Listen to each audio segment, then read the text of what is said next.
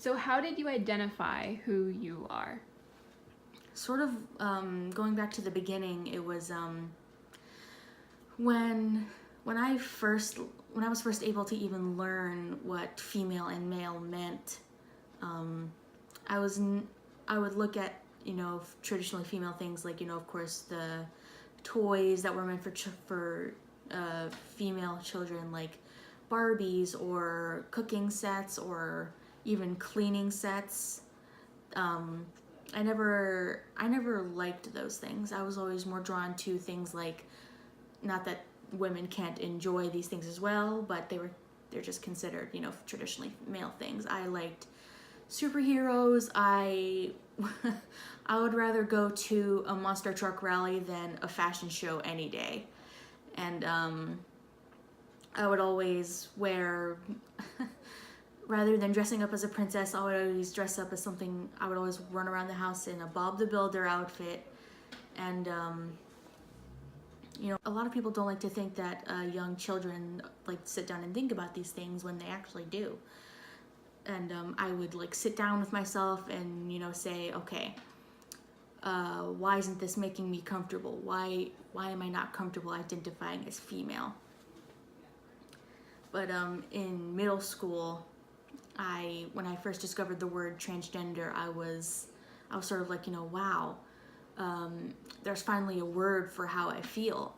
And of course, I didn't want to be uneducated about it, so I would, do my research. What does it mean? And the more that I researched it, the more that I talked to people who did identify as a transgender male, role models, of course, I began realizing, this makes me more comfortable than being female. And I was trying to, when I first came out as gay, I was, of course, relieved, but there was a stress on me. I was like, well, I came out. What's the problem? Why am I still feeling this way? But as the years went on and on, there was one day where I was deep in my emotions, and I was like, all right, so let me try it out for one day. I will identify with male pronouns. And the second that I had someone call me or identify me as he, him, it was like a weight off my shoulders. Like that pressure and that stress that I was feeling before, it was gone. And I was thinking to myself, this is I felt better about myself. So I would, as the days went on, it was like an on and off thing. I was like, well, I would ask my friends that I was comfortable with, can you use he, him today? And they'd be like, oh, okay, sure.